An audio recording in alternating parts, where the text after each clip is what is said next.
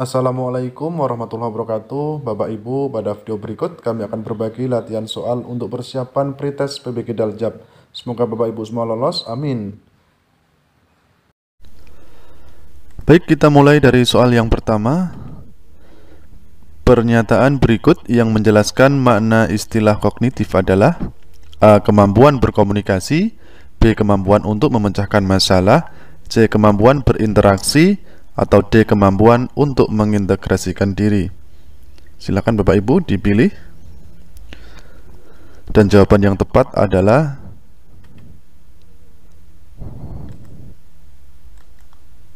ya, B. Kemampuan untuk memecahkan masalah. Kita lanjut ke soal yang kedua. Perkembangan kognitif merupakan salah satu aspek yang sangat penting dalam perkembangan peserta didik. Faktor utama yang mempengaruhi perkembangan kognitif anak adalah A. Inspirasi, atau B. Budaya, C. Inspirasi, dan D. Pengasuhan dan lingkungan. Silakan Bapak Ibu pilih salah satu jawabannya. Dan jawaban yang tepat adalah D. Pengasuhan dan lingkungan. Kita lanjut ke soal nomor 3. Kemampuan berpikir untuk mengoperasikan kaidah-kaidah logika tapi masih terkait dengan objek-objek bersifat konkret merupakan ciri-ciri kemampuan anak berusia A. 0-2 tahun, B. 2-7 tahun, C. 7-11 atau 12 tahun, atau D. 11-12 sampai 14-15 tahun. Dan jawaban yang tepat adalah C. 7-11 atau 12 tahun. Kita lanjut ke soal berikutnya. Menggunakan potongan sapu lidi, kelereng, globe, gambar-gambar yang menyangkut pembelajaran IPA serta IPS sebagai media adalah sesuai dengan tahapan perkembangan berpikir anak yang dikenal sebagai tahapan A. Anak memahami bilangan dan angka tetapi masih terkait dengan objek bersifat konkret atau operasional konkret. B. Pengamatan dan penginderaan yang intensif terhadap lingkungan atau sensomotor. C. Dominasi pengamatan bersifat egosentris, atau D. Kemampuan mengoperasikan kaidah logika yang tidak terikat lagi dengan objek yang bersifat konkret atau operasional formal. Silakan Bapak Ibu pilih.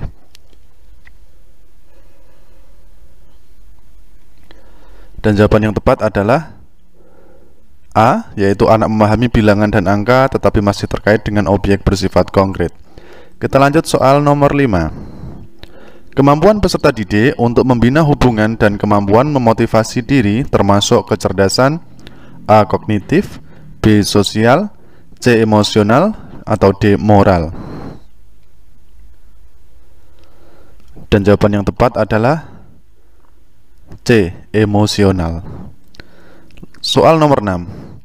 Seorang peserta didik mampu mengendalikan diri dengan baik dalam berbagai situasi dan mampu menjalin kerjasama yang baik dengan teman-temannya dan mampu memposisikan diri di lingkungan dengan baik. Peserta didik tersebut memiliki kecerdasan A. Moral, B. Spiritual, C. Sosial emosional, atau D. Kognitif. Dan jawaban yang tepat adalah C, yaitu sosial emosional. Soal nomor 7. Peserta didik selalu ingin mendominasi dalam suatu kelompok belajar. Dia tidak memberi kesempatan anggota lain untuk mengemukakan pendapat. Jika teman lain yang memimpin dan mengendalikan jalannya diskusi, dirinya memisahkan diri dan cenderung belajar sendiri. Peserta didik tersebut mengalami permasalahan dalam perkembangan, apakah A. Sosial emosional, B. Kognitif, C. Moral, atau D. Spiritual.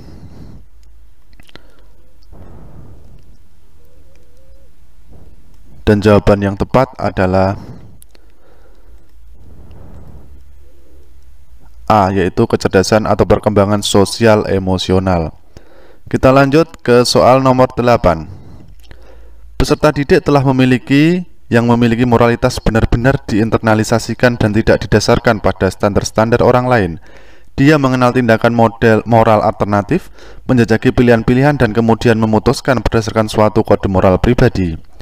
Hal ini merupakan contoh perilaku moral spiritual pada tahapan A. Penalaran pasca konvensional, B. Penalaran konvensional, C. Penalaran prakonvensional, atau D. Penalaran interkonvensional. Dan jawaban yang tepat adalah